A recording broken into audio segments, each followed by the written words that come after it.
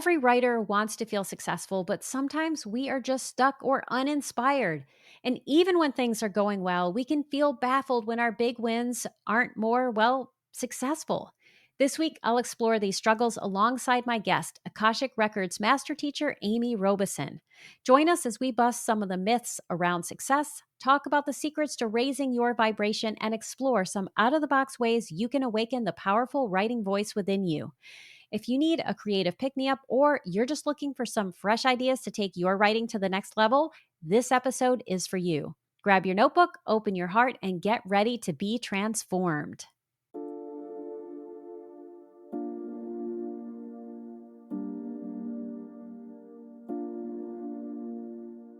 Welcome to Writing Your Resilience, a podcast for writers who want to create stories that change lives, especially their own. I'm your host, Lisa Cooper Ellison. As a writer and trauma-informed writing coach, I'm here to guide you on a transformative journey through the art of writing, self-discovery, and resilience. Each week, I'll share my best tricks, tips, and strategies to help you write more authentically, craft deeper, truer stories, and overcome the common storytelling roadblocks we all face. Together, we'll explore how to bounce back when life gets tough and stay connected to your inner calling.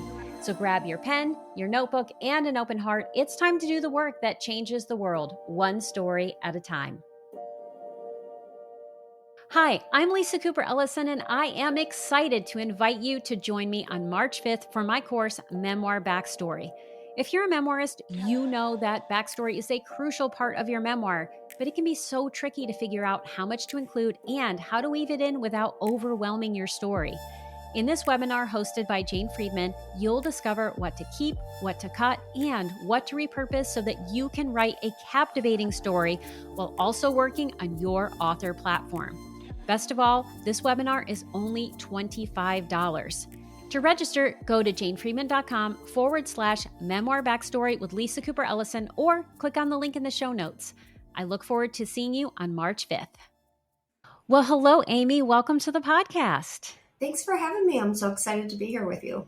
Well, I'm really excited because I love your podcast, Awakening with Amy Robeson. It is an amazing podcast, and we are just going to have a really interesting conversation about awakening and about the tools we can use in order to do that and how we can raise our vibrations and why that's so important for creative people. But before we dive into that conversation, I always like to give my guests an opportunity to tell us a little about themselves. Yeah, so I'm an Akashic Record Master Teacher. I've been teaching the Akashic Records since 2017. For anybody that doesn't know what the Akashic Records are, they're a field of infinite possibilities that holds every word, deed, thought from the moment your soul is incepted is recorded in the Akashic field. And we can open up the records and receive love and guidance and support in any and all areas of their life. So I teach spiritual modalities and spiritual tools for people to have a good life and to, most importantly, to find and have a self-discovery. And the modalities I teach are all very weird and strange, but allow you to connect to something deeper out within and outside yourself as well. I love weird and strange. And what I would say to anyone who has a creative practice is that weird and strange fits into the role of novelty. And novelty is so important to your writing life because it cracks you open and it allows you to see things in different ways. And that is one of the ways that we awaken, is seeing differently. And so in preparation for this conversation, I was really thinking about what my definition of awakening is. And I'm really interested to hear what your definition is, just to see how much they line up. And so when I was thinking about awakening, I started thinking about my own experience of awakening, which has been a process that I have been going through for many, many years. And I think it feels like it's related to self-awareness and connecting to something outside of yourself. For me, it is higher consciousness, the sense of something that is the divine outside of myself and also inside myself. That's how I interpret things. But for some people, it can be as simple as connecting to your writing group, like having a community or connecting to your creativity. And that's important because we all start from nothing when we are creating. You know, we go from the blank page to something, and that is miraculous. And also this being willing to listen to what your soul is asking you to do, right? Hearing that still small voice, and then having a willingness and openness to doing what it asks. How does that line up with yours? Oh, I love that. I think for me, awakening is like waking up out of the sleep. You are in one reality. And when you start the awakening process, you start to see or sense or feel that this reality is no longer fitting into where you want to go. All of the illusions of self, the illusions of identity, start to be peeled away because you feel uncomfortable. It's like a crab that's outgrown its shell. Like you have to be willing to let yourself be in a vulnerable place by getting out of the shell to regrow a new shell in order to metamorphosis into the true authentic self. And we go through many awakenings besides just one. And when you're going through that awakening, you start to question your beliefs, your identities, your values. And they just don't feel, not all of them, but most of them or some of them just don't feel right anymore. But you're not sure why they don't feel right, but they just don't feel right. And so you start questioning everything and questioning who you are and why you're here and what you want to do. And sometimes when someone awakens, they have a tragedy happen, and it could be as getting fired from a job or losing something or transitioning out of something. Or it can just be as simple as you're just not comfortable in your skin anymore. You just don't know why. And why is that? And so for me, awakening is this process of discovering who you are. And some of them are easy awakenings and some of them are dark night of the soul awakenings, but we go through many of them throughout our lifetime. Yeah, I'm so glad that you said that it's not this one aha moment.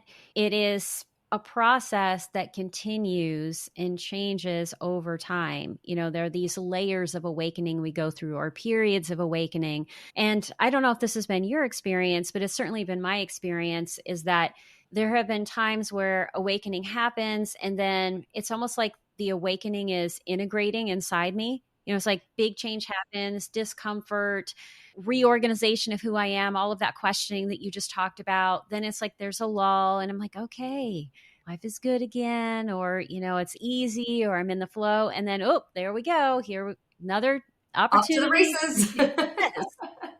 It's like that, you know, and then also when you do deep work too, once you get through like the first dark night of the soul, the second one is not as difficult, but it still can Mhm. be difficult. But when you're doing the deeper work, there is this integration process that you have to allow for the universe to catch up to you.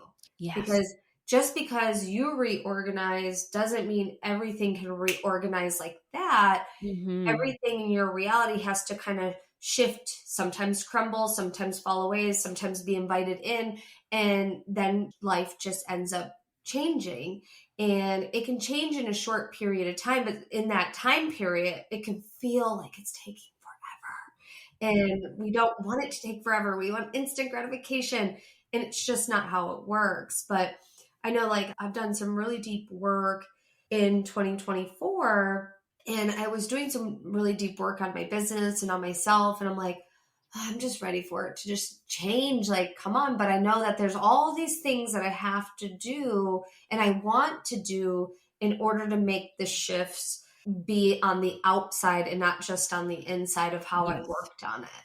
Yeah. And I think taking time and being patient is really important. And this relates to an episode that you recently had, because what can happen when we are in what could feel like a dark night of soul or easy, it just depends. But I think the dark night of the soul ones are the ones That's we're not easy. really, That's not no, easy. That one's not easy. no, but they're the ones that we're very aware of. And we also want to hurry up. And, you know, raising your vibration, finding ways to seek something higher, to elevate yourself, I think can be really helpful. But I think people can get confused, or maybe they can feel misguided around what that is. You know, what does it mean to raise your vibration? And I'm going to say something, and I'm going to turn it over to you, is that in positive psychology, and I think in some of the more prosperity styles of spirituality, it can feel like, oh, if I just have all of these positive thoughts, all of these positive things are going to happen to me, or I'm going to manifest all of these things. And it can give you the impression that if I'm doing all of these things and I'm in the dark night of the soul, or life is difficult still, I'm doing it wrong. Yeah. My vibration isn't high enough. And what would you say to all of that? I think you have to stop and pause and take inventory. Yeah. Because if you're not manifesting something that you're really wanting to manifest, the question is, what's your why? Why do you want to manifest that thing? Because if you don't get clear on your why, it's very hard for you to attract that very thing. Yes. The second piece is, just because you think positive thoughts doesn't mean you actually believe them. Mm-hmm. And so if you're not actually embodying that positive thought and it feels actually outside of you, it just feels like something you're saying, but you're not actually integrating it, embodying it, believing it, it's just noise. It's not actually something that you believe quite yet. You can believe it, but sometimes if you're going through a dark night of the soul, it's hard to actually believe that positive thought because everything feels like you're going through the ringer. Everything feels hard. It feels depressing. It feels dark. It feels hard to actually grasp something that feels great and yummy and delicious inside of our mind. And so the invitation during the dark night of the soul is to actually dig deeper into your emotions and feel Mm-hmm. those emotions, because we don't want to spiritually bypass. Yeah. And spiritual bypassing is when you're just like, everything is going to be so positive and I'm going to be positive and everything's going to work out. But sometimes you have to go into the anger, into the frustration, into Mm-hmm. the sadness, into fill in the blank, the emotion that you've been avoiding, and actually feel those emotions. Because once you feel them, you can set them free and they will set you Yes. free, because you don't have the space to actually hold on to that positive thought, that positive affirmation, that positive mantra until you actually process what's clogging down your energy field, your energy container. And until you make that space for it by acknowledging the feelings, acknowledging the experiences, and then allowing them to be set free, you can then bring in what you're wanting to attract. I love that you just said that because it just aligns so much with how I see things. And yeah, we have to attend to whatever our feelings are. Feelings aren't wrong, they're just signals, right? They're just signals, they're just energy. And if we can allow the energy to flow, we do free ourselves. We do allow for something else to come in. And I'll just be the first to say, like, I have done this in the past where I have had a mantra or something that I was saying, and I was really afraid. Like, usually fear is the thing that will hide underneath it. And I was both afraid, and then I was hoping that saying this mantra, whether it was related to my creative life or something else, would take the fear away. And instead, it wasn't until I attended to the fear and was really with it and go, oh, yeah, I'm afraid. What do I need to feel safe? How can I allow this to move through me, that I could actually take that in? And it's a totally normal feeling. Even when I teach my program, Sacred Awakening, where I teach people how to use their Akashic Records, I will have students that are like, I'm so scared of what I'm going to discover. I'm like, Yeah. yeah, I totally get that. But I'm going to tell you right now, the guardians, the masters, teachers, loved ones of your records are never going to share something with you you're not ready to receive. And Mm-hmm. so turn and give yourself permission to acknowledge, I'm scared. I'm nervous. What if I don't do it right? Perfect. Actually lean into it and just go, it's all going to be okay. It's all going to be okay, because we're just going to practice, and it's okay if we make a mistake. Because the only way to actually learn how to do something is to practice. Just like if you're wanting to learn how to use the saw, the only way to learn how to use the saw is to actually turn the saw on and start using it, right? And so with fear, I think it's important to befriend our fears, because fears are what keep us crippled or what keep us frozen and prevents us from moving forward and evolving. Yes.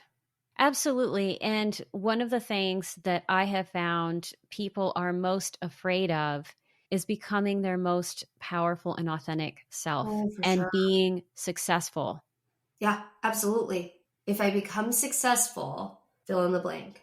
Yeah. Am I going to leave my family behind? Are people going to like me? I'm not going to have the same friends, or I'm not going to have the same colleagues, or I'm going to be leaving this group or this community or this because that means I'm growing and they're not coming with me. Or if I'm successful, whatever money belief you have around success is going to come up too. Or Yeah. whatever belief system around any area of your life around having that success is going to come up as well. Mm-hmm. And the only way through is through. Yes. And I think one thing that I find happens for a lot of people, and I see this in the writing community a lot and in other spaces as well, is that when we become successful, when we really touch that in some way, even if and I don't even believe that there is some, mountaintop of success you're going to get on top of and stay there forever, because that's not how it works, that there can be tremendous grief, right? Grief for the time when you didn't see yourself that way. I think there's even grief after you reach the success Yeah. because there's so much illusion of what that success Hmm. looks like. And then when you get there, your body doesn't actually give you the dopamine hit that you were searching for because it gave you the dopamine hit along the journey. And that's the exciting part. And so you don't get the rush of dopamine when it actually happens most of the time. Hmm. Sometimes, yes, you could. But if you even look at Olympic athletes, after they've worked so hard, after they've gone to the Olympics, most of them go through depression afterwards because they've done the thing that they said they were going to do. And Yes. now what? And so my thing is stop chasing happiness. Choose to be happy in the moment. Choose to be happy along the journey of whatever it is that you're working on. Everybody's working on all sorts of different things, right? In all areas of their life. But choose to be happy now and not when you get that thing, not when you achieve that thing, not when you write the book. Like you can be Yes. actually happy in the journey. And one of the things that I love about the Akashic Records is it allows you to have a self-discovery with yourself. So if you do have a hard time figuring out the steps, let's say you're wanting to write a book, like you can use the records to outline your book. You can use the records for writing the book. You can use the records for why am I actually not writing the actual book? What's holding me back from using my voice? What are my subconscious fears that I have around writing this book, and why can't I actually bring it to the finish line? And that's the thing that I love about the records, is just because you can use them for anything and everything that pertains to yourself. I love the synchronicity with this because this is going to air at the tail end of this Substack series that I'm doing on voice and where your voice comes from. How does it show up on the page? So I think this is going to Awesome. dovetail nicely with this. And we are getting ready to dive into the Akashic Records because I think they are going to be so powerful. Before we do, I want to talk about an exercise that I did with a class recently that speaks directly to what you were just saying around, can you claim happiness right now rather than chasing it? And so I saw this on Instagram. You see a lot of things on Instagram, and I will put this little clip on in the show notes so people can see it. But it was this wonderful exercise. And in it, this person is saying, well, I'm going to go do this thing. I'm going to become an author and I'm going to have a speaking tour and I'm going to do this and I'm going to do that. And then this other side of her says, and then what? And so this is the exercise that I did with the classes. If I achieve X, and I had people fill in the X, and then what? And then I said, whatever that what is, I want you to put that in. If I have that, then what? And do that 7 times and see where you get. And then journal about what is keeping you from doing that, whatever that final thing is. And it was a huge aha for so many people. I love that. What a fun exercise. Yeah, I think that's neat because it's true. Like you're waiting for the next thing, and then sometimes people already know what the next thing is right before they Mm-hmm. get to the finish line of the other thing. And so they don't even stop to celebrate. So that's why, like, oh, I'm done with that. Okay, let's go on to the next thing. Right. This is where we miss the ability to raise our frequency or Mm-hmm. raise our consciousness through the practice of gratitude. I'm so grateful I got this opportunity. I'm so grateful that I actually did it. I'm so proud of myself. I'm this, I'm that, or whatever. And you get to take the time to celebrate. Because Yeah. I think that a lot of times that people think, well, if I'm going to celebrate, it should be when someone's getting married or having a baby or Hmm. gets a job promotion. No, you can celebrate that you just simply got out of bed this morning. Yes. You brushed your teeth and brushed your hair or whatever it is that you are having a hard time doing for the day, celebrate it. Because Yes. life is challenging. And sometimes we're in these lows where it takes so much effort, a tremendous amount of effort just to take a shower. Or it takes a tremendous amount of effort to sit down and start writing or to sit Right. down and do whatever it is that you're wanting to do. And it could be for a multitude of reasons, but just celebrate it. Just celebrate the smallest, tiniest win, because the more you celebrate the smallest, tiniest win, the more you're going to actually look forward to looking at all the wins Yes. throughout the day. And then you raise your frequency, because when you count your blessings, the universe blesses you with more. Hmm.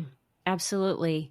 And I would say, in the writing world, that could be, I thought about my project today. I Yes. heard this small thing. You haven't even sat down at the page. I just heard that. So the small wins are important, but one thing you definitely don't want to do with the big wins is don't self-gaslight yourself by dismissing what you have achieved. I see this happen all the time where people will say, well, I won this contest, but maybe it's a mistake. Maybe Oh, they yeah. feel sorry for me or I got this publication, but it's not the New York Times, or I published my book, but it's not, I haven't sold a million copies, whatever things you're imagining. Having gratitude for what is so important, regardless if it's the teeny tiny things or the big things, because that's part of how you raise your vibration, as you said, and allow for those integrations to happen so you can really understand what's next. And in terms of figuring out what is next or what we should be doing or what might be getting in our way, you have a fabulous tool for us. Yeah, and that's for me, that's the Akashic Records. Yes. So, and if anybody's listening to this and they're like, you've mentioned that several times, like Mm-hmm. it's a fantastic spiritual tool that allows you to understand who you are and how to navigate life. It's not fortune telling, it is a spiritual tool. Akash means space in Sanskrit, or it's the book of life through the Bible. And what it does, the Akashic Records, what it does is it's an autobiography of your soul. And the Akashic Records holds every word, deed, thought from the moment your soul is incepted. And we could go inside of the Akashic Records and ask for love and guidance and support in any and all areas of your life. And we are talking to the guardians of your records, also known as the masters, teachers, and loved ones. And they're there to support you in understanding who you are. Mm-hmm. And they can support you with the past, the present, and the future. And for me, this is one of the most coolest life tools because it couples well with any other tools in your toolbox. So from meditation to movement to writing to anything, like it's going to couple well with that. Yeah. And I'd love for you to give us a taste of this power, what it can do for us, because you have an exciting offering that is coming up, which you're going to have a chance to talk about. But can you tell us a little more? Help us see what this is like and how we might use this. Yeah. Are you interested in getting like a little mini reading? Sure. Okay. And then for anybody that's listening to this, any time I do readings on podcasts, we're in a big group. There's people Yeah. listening or watching all around the world. And so anything I share on here that resonates with you, it's for you anytime. Anything that doesn't, leave it behind. And so what I'll do is I'll share whatever you want to ask a question about, and then I'll generalize it for your audience as well. So what are you wanting to ask a question about, or what are you wanting support with, or what are you struggling with right So I'm going to share the highest level details of this now? because I think that's the easiest way. So last year, I talk about this a lot. I have complex PTSD. I'm a trauma survivor. And there was this one trauma that I did not have access to for most of my life for a very good reason. My nervous system was saying it's not time yet. And my nervous system finally said, here you go. And I have been in the process of integrating that. And as I've been integrating that, it was really hard for me to write for a period of time. And one of my wise ones was saying when I was feeling pretty down, like, oh my gosh, how can I coach other people if I can't write myself? I mean, we go through these periods. And what he said to me that really stuck was, maybe your voice is changing. Yes. Maybe you need to allow time for that integration to happen. And then you're going to write from a new place. So I think my creativity is starting to speak to me again. And I'm beginning to feel that energy. But how do I lean into this new voice or understand when the new voice is there? Or what do I do with all that? I don't know if that's a good enough question or if you want to lead me Yeah. into something more specific. No, that's a fantastic question, and I love it. And thank you for sharing that with me. What I'm hearing for you is it's important for you to take her for a walk. Who's her? It's your voice. Take her for a walk. And it's a metaphor and also physically. If you Mm-hmm. wanted to, you can go and take a walk, get your headphones on, grab your phone, and you can literally do a voice memo app or use the Otter app and speak as you're walking, kind of channeling some information. Because, when you're writing a book, what do? You channel, like you're Yeah. tapping into this higher source of energy that's wanting to speak through you. And so the only way to get familiar with a new car is to take the car for a test drive, right? Mm-hmm. And so what I see you doing is take her for a walk in different places you don't typically write.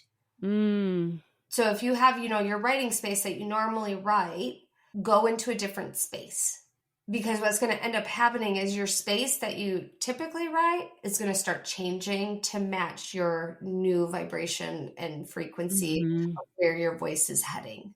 Yeah, that is making so much sense. And there is such serendipity in what you're saying because I was actually listening to this call with someone else who was talking specifically about the voice memo app and speaking into it just this morning. And it was Oh, I love that. and it was related to somebody else that had done this. So that is resonating with me a lot. And I think that's going to be really important because the project that is calling to me, and I'm saying it out loud, and gosh, my heart is even beating fast as I'm saying it. Like, I'm feeling it in the moment. Is that I've had all of these different projects I've been working on. And the one that is saying, you need to write me, you need to write me, you need to write me, feels almost the most spiritually risky, but also the richest. My whole life is predicated on a near death experience. So I had this near death experience right after birth. And I've been unpacking, well, what has that meant for me? How has that helped me understand or made it difficult to understand who I am, how my life has unfolded, all of these different things. And the idea of writing about something so ethereal feels really important and also really scary. One, I think it's fantastic. I think they're saying that you already know you're meant to write it. So just rip off the Band-Aid and start Yeah. writing it. Okay. And they showed me this visual image when you first started sharing your question with me, and then they wanted me to go back to it because I didn't share it with you, but it's really important for you to know is like you're going from a green to a purple.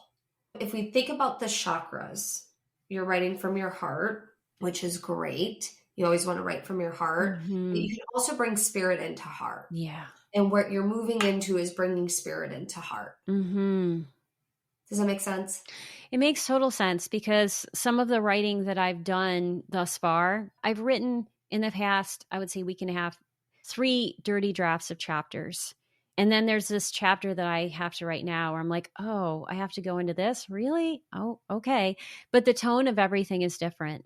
And it matches what you're saying. Because I think when I think about this project, which, I've talked about a lot, but it's on hold right now, is that my brother died by suicide back in 1997, which was, thank you, which a really tough situation. But what was interesting about it is that happened. Then I ended up on this heavy metal tour 3 weeks later, going into Yugoslavia where they were trying to overthrow Milosevic. So all of Mm. these big things are happening at the same time. And I see these people who their land was as war torn as my heart was. And Yeah. I had this massive awakening because I was just in this state of just absolute devastation where I couldn't hear anything from anyone other than someone bearing witness to my pain, which is appropriate for someone who is in the early stages of grief. Mm-hmm. And I was so mired in that grief that I couldn't see any light, like no light. It was just absolute darkness. But when I saw the people who were, I mean, I spoke with the dissidents who were trying to overthrow the government and met these different people. I had all these experiences in this very short period of time. It was this huge aha for me. And then looking back, it was also this time where I was devastated and it felt like my whole life was falling apart and I was completely held.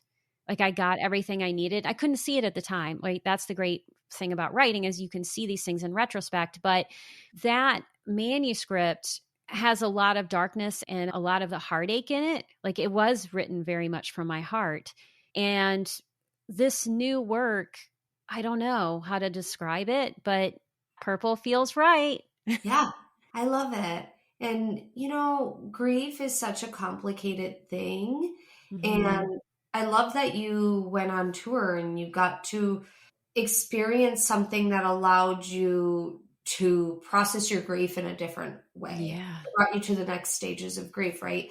One of the things that the Guardians are sharing is that while you're writing in this new phase of your life, be willing to go where you haven't gone before. Mhm.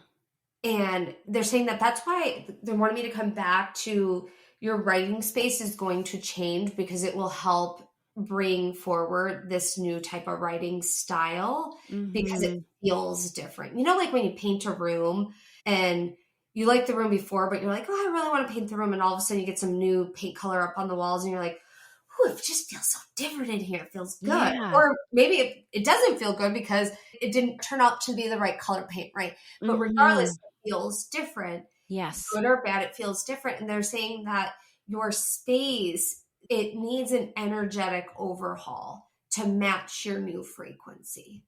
Oh my goodness. Another serendipity. I was just reading something about that. Seriously. And I looked at my writing space, which also happens to be my business space. Like, Yeah. those things have been happening in the same space. And I've been feeling that need to overhaul it. Like, if you want a different energy, you have to change it in some way. Yes. There's something there. So what you're saying to me fits with these urges. And what I would say, if anyone's listening and you're hearing this, and there's a piece that's an aha for you, think about what is resonating for you in this. Even though she's, Amy, you're talking to me, you're also talking to everyone. Yes, absolutely. That, yeah, things like changing your space, saying things out loud, recording yourself. There's so many things that you've just said. Walking with your voice is so important. Yeah, I'm just going to be sitting with this. I'm smiling right now if you're listening to this like Yay. on Apple Podcast because yeah, it just fits so well. If we take this, you've given me this beautiful feedback for myself. If we extrapolate it out to everyone else and we're thinking about, the world we're in 2025, where do you want to take that? Yeah. So, what the Guardians are saying is it's really important to set yourself up for success this year. Mm, How do you want to show up? What do you want to look like? And not that looks matter, but the way you feel and what you're wearing and how you're showing up directly impacts the way you navigate each chapter of your life. Setting yourself up every day for success is really important, yes. which is funny because I've never channeled this before, but they're saying that getting dressed, figuring out what you want to wear, because so many people work from home and some people don't work from Hmm. home, but they're saying it's important to get dressed as if you're going to an office when you're writing. It's important to dress in a way that makes you feel comfortable and in flow and at ease with yourself while you're doing that. What that looks like for each and every person can be completely different. The other thing that the Guardians are saying is your environment impacts your thoughts. Clean out the things that don't feel good to you anymore. Clean out the clutter from the spaces where it's hidden in, meaning don't just shove something in the corner and think it's going to make everything okay in the space. And yes, temporarily, and you can do like casual cleaning a little bit at a time if you have a big project, but they're saying get into the nooks and crannies because all of that Mhm. holds a vibrational space within your writing and within your container to create. And so the container that in which you create needs to support your creative endeavors. And so Mhm. have it match where you're wanting to go, not where you're currently at. I love that. No, it makes total sense to me. And what I hear, in terms of dressing for success or setting yourself up, setting your space up for success, really thinking about what does success look like for you? What creates ease for you? What makes you feel confident? What makes you feel like you are in your power? What makes you feel authentic? And, sometimes the yoga pants. And I'm laughing because I think it was 2020. I started working from home full time and I was like, why am I wearing, I don't know, these uncomfortable jeans or uncomfortable pants or like formal pants, right? That's what I would call them, Mhm. formal pants. Like, why am I wearing formal pants all the time? I work from home. I don't go out because this pandemic is happening. And so it became yoga pants city. I can still have the yoga pants. I'm not going to necessarily completely get rid of those, but really thinking about what makes me feel confident and in my power and authentic so that I'm not in Frumpville because it is so easy, especially if I'm not on camera, to be like, it can be a dress down day. And there's nothing wrong with that. But I think if we get stuck in that, it affects everything else. I do, I agree. And for example, it's a snow day here, and I had my pajama pants on, and I'm like, oh, these just feel so cozy, and I just want to keep them on. But no, I'm going to go get dressed. I'm going to go get my jeans on. I'm going to go get my top on. I'm going to go do whatever I want to do to feel really good. And it does change the way you feel. And Yeah. I think that so often, there's this misconception that you have to have somewhere important to go in order Hmm. to dress the way that your fancy clothes like. Right. And I'm like, no, you don't have to go anywhere. Like, I will wear the craziest dresses or the fanciest things just sitting and writing or working on my business just because it makes me feel good, and the actual piece of clothing brings me joy Hmm. or it sparks joy. And one of my girlfriends and I, we have a commitment to each other that we're going to go out to lunch throughout this year and wear the most fanciest clothes that we have in our closet, that there's nothing else but to just go to lunch in them. And it's fun just even thinking about it. Yeah, I love that. So now I have to make some lunch dates with some friends where I can wear my fancy clothes. I'm going Why to, not, right? yes. Yeah, because there's so many things in my closet. And there was actually a piece of clothing, it was actually a pair of shoes that I did not buy because my justification was I work from home. How many times will I actually wear these? Well, it's a legitimate thing to think about. And it's also a limiting thing because it's saying that I can't wear things that make me feel good or that I think are cool or that I like because I have to have a space to go to or I have to have an excuse for it. Well, I can choose to be happy now. I can choose to wear whatever it is or do Yeah. those things. You can wear them cooking dinner. That's the Exactly. fun part. It's like, Yes. I don't think it's as common now, but remember like back in the day, you'd always have like a potpourri that like you'd put in your bathroom and fancy bathroom stuff. And it was always decoration, but you could actually use it. And Right. people wouldn't use it because it was decoration. I'm like, no, you use that thing. Like use it. It makes you feel good.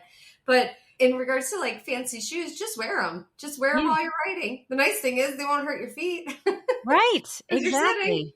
Another thing I'm going to do, in addition to, yes, I had this whole plan to revamp my space, but there is a closet Mhm. that I have put all of the things in. Oh, that's even more funny that they said that. Yeah.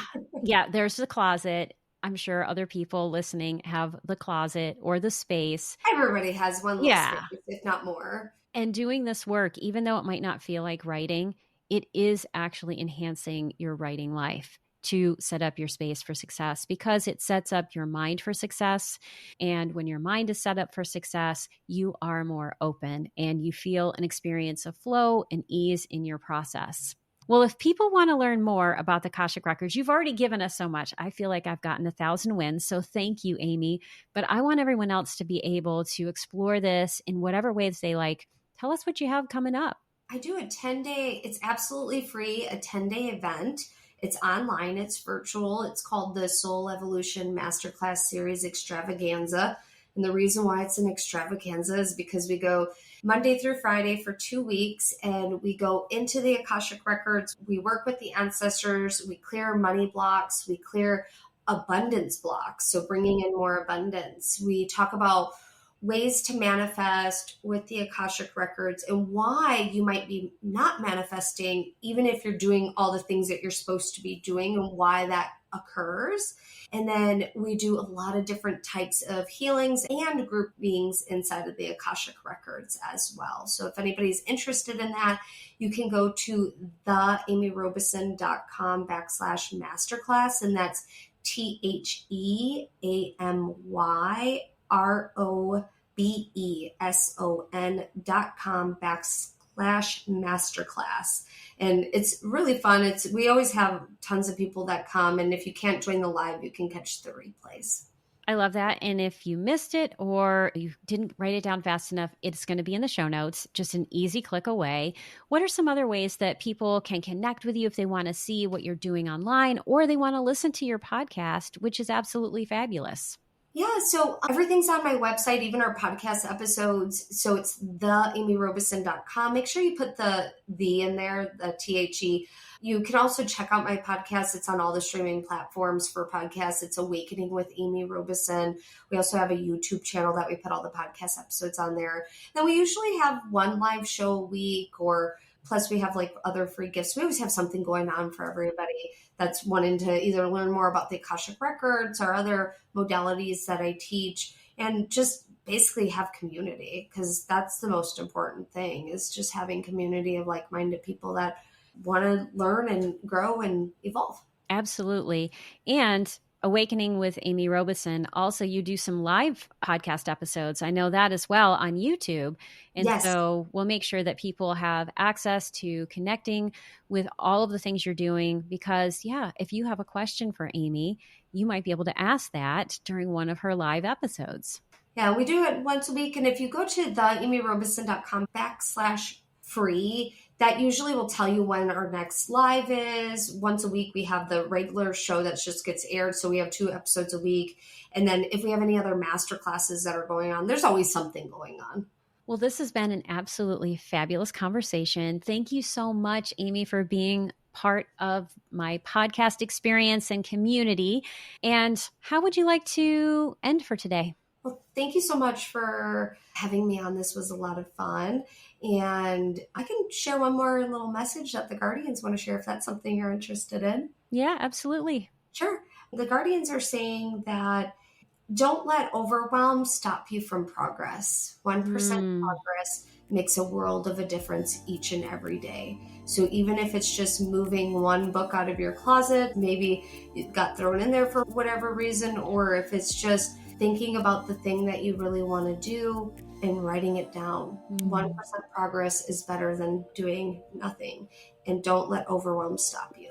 I am writing that down, and I'm going to put it up in my writing space. Thank you so much, Amy. Thank you. Thanks for listening to my conversation with Amy Robeson. If you'd like to learn more about Amy or her work, please see the show notes for this episode. But before you go, please text us your latest writing win so you can celebrate yourself and we can celebrate alongside you. That's it for today's episode. Thank you so much for tuning in. I truly couldn't do this podcast without your support. If you love this episode, here are 3 simple ways you can keep this show thriving. 1, subscribe or follow Writing Your Resilience on Apple Podcasts, Spotify, or YouTube so you never miss an episode. 2, leave a 5-star review to help others discover the podcast. 3, join my engaged writing community by signing up for the Writing Your Resilience newsletter. As a thank you, you'll receive a free copy of Write More, Fret Less, a toolkit for gaslight proofing your writing practice. Have feedback for the show, a topic you'd love me to cover, or questions you'd like me to answer? Drop a comment on YouTube, text the show, or email me at writingyourresiliencepodcast@gmail.com. Until next time, keep writing, keep growing, and keep showing up for yourself. Your story matters, and I am so proud to be writing alongside you.